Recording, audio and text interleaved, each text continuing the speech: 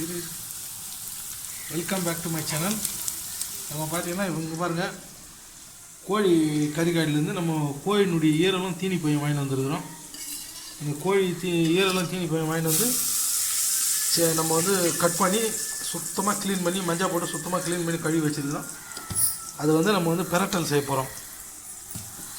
அது பார்த்திங்கன்னா அடுப்பத்தை வச்சிட்டோம். ஒரு கடாய் வச்சுட்டு கடாயில் வந்து ஒரு 100 கிராம் எண்ணெய், ஒரு 4 சின்ன வெங்காயம் சின்னதாக கட் பண்ணி சேர்த்துட்டோம்.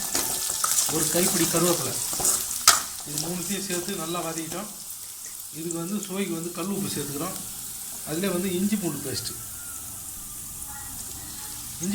வந்து ஒரு 2 ஸ்பூன் சேர்த்துக்கலாம். இஞ்சி பூண்டு பேஸ்ட் ஒரு 2 ஸ்பூன். நம்ம வந்து அந்த ஈரலும் அந்த தீனி பையன் பார்த்திங்கன்னா ஒரு 1/2 கிலோ வாங்கிட்டு வந்துக்கிறோம். 1/2 கிலோவுக்கு தேவையான மசாலா தான் இப்போ செஞ்சுக்கிறோம். ஒரு 100 கிராம் எண்ணெய், ஒரு 4 வெங்காயத்தை கட் பண்ணி சேர்த்துட்டோம். ஒரு கைப்பிடி கருவேப்பிலை, உப்பு, இஞ்சி பூண்டு பேஸ்ட் 2. அதேமாதிரி ஒரு 4 தக்காளி சின்னதாக கட் பண்ணி சேர்த்துட்டோம். மூடி போட்டு வேக வச்சுக்கலாம். வெங்காயம் தக்காளி வதங்கிச்சு. வெங்காயம் தக்காளி வதங்கினதுக்கப்புறம் வந்து நம்ம மிளகாய் தூள் வந்து ஒரு 1.5 ஸ்பூனும், சிக்கன் மசாலா ஒரு 1/2 ஸ்பூனும் போட்டோம். அது போட்டு வதக்கிட்டு பச்சை வாசனை போன பிறகு ஒரு 1/2 கிலோ அந்த தீனி பையும் ஈரல், கோழினுடைய குண்டி ஈரல்னு சொல்லுவாங்க, அதை நம்ம சின்ன சின்னதாக கட் பண்ணி கழுவிட்டு அதையும் இந்த மசாலா கூட நம்ம சேர்த்துக்கலாம். ஈரல் தீனி பை பிரட்டல், கோழியினுடைய ஈரல் தீனி பை, அந்த இதயம், அதனுடைய பிரட்டல் செஞ்சுருக்கிறோம். பாருங்கள், அட்டகாசமாக அல்டிமேட்டாக இருக்குது பாருங்கள். நம்ம வெங்காயம் தக்காளி வதங்கினதுக்கப்புறம் ஒரு 1/2 ஸ்பூன் சிக்கன் மசாலா, ஒரு 1.5 ஸ்பூன் மிளகாத்தூள் போட்டு நல்லா வதக்கி பச்சை வாசனை போனதுக்கப்புறம் தான் இந்த கறியை நம்ம இதில் சேர்த்துக்கிறோம். நம்ம வந்து அந்த குண்டிய ஈரலையும் வந்து மஞ்சள் போட்டு சுத்தமாக கழுவி கட் பண்ணி வச்சோம்.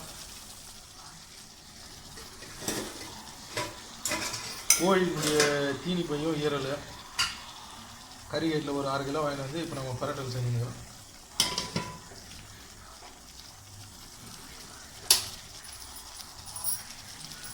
நூறு கிராம் எண்ணெய், ஒரு 4 வெங்காயம், ஒரு 4 தக்காளி, கருவேப்பிலை ஒரு கைப்பிடி, அதுக்கு தேவையான அளவு உப்பு, ஒரு 1/2 ஸ்பூனு கரம் மசாலா, 1.5 ஸ்பூனு மிளகாய்த்தூள், வெங்காயம் தக்காளி இந்த மசாலா எல்லாம் பச்சை வாசனை போனதுக்கப்புறம் கறி சேர்த்துட்டோம். அது நல்லா வெந்து வரணும்.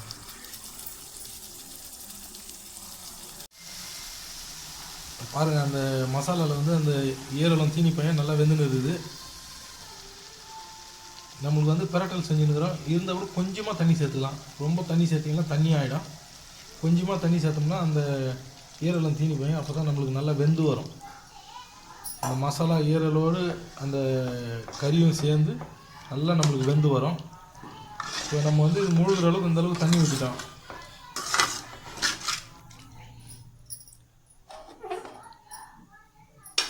தண்ணி நம்ம தேவையான அளவு தண்ணி ஊற்றிட்டோம்.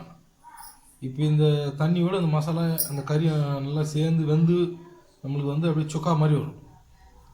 அதுதான் நம்ம எதிர்பார்க்குற பிரட்டல். இன்னும் கொஞ்சம் நேரத்தில் அந்த பிரட்டல் ரெடி ஆகிடும். இப்போ நம்ம மூடி போட்டு நல்லா வேக வச்சுக்கலாம். பாருங்கள், ஒரு 10 நிமிஷம் பத்து மூடி தந்து பார்த்தோம். தந்துட்டு நம்ம கொஞ்சம் தழுவி விட்டுக்கலாம், இல்லைன்னா வந்து அடி பிடிச்சிடும். நம்ம வந்து பிரட்டல் செஞ்சுருக்கிறோம். இப்போ இந்த தண்ணியெல்லாம் வந்து மேக்ஸிமம் சுண்டி வரணும். அப்போ தான் பிரட்டல் சூப்பராக இருக்கும். மறுபடியும் நம்ம மூடி போட்டு மூடிடலாம்.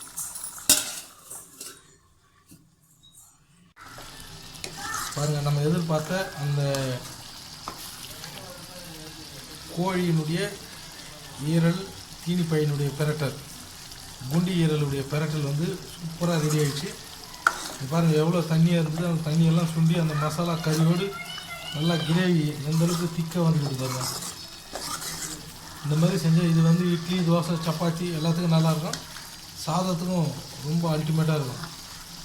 நீங்களும் இதே மாதிரி வீட்டில் வந்து அந்த கோழியினுடைய தீனி பையும் ஈரலும் வாங்கி வந்து நம்ம எப்படி செஞ்சோமோ அதே மாதிரி அளவோடு மசாலா போட்டு நீங்கள் செஞ்சு வீட்டில் சாப்பிட்டு பாருங்கள், ரொம்ப டேஸ்ட்டாக இருக்கும். நம்ம சேனல் வந்து லைக் பண்ணுங்கள், ஷேர் பண்ணுங்கள், கமெண்ட் பண்ணுங்கள், சப்ஸ்கிரைப் பண்ணுங்கள், மறக்காமல் பெல் பட்டன் ப்ரெஸ் பண்ணுங்கள்.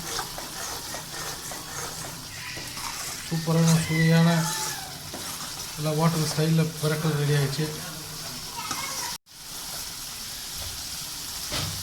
நல்லா இட்லி, தோசை, சப்பாத்தி, பரோட்டா, சாதம், தயிர் சாதம் எல்லாத்துக்கும் செம்மையாக இருக்குங்க.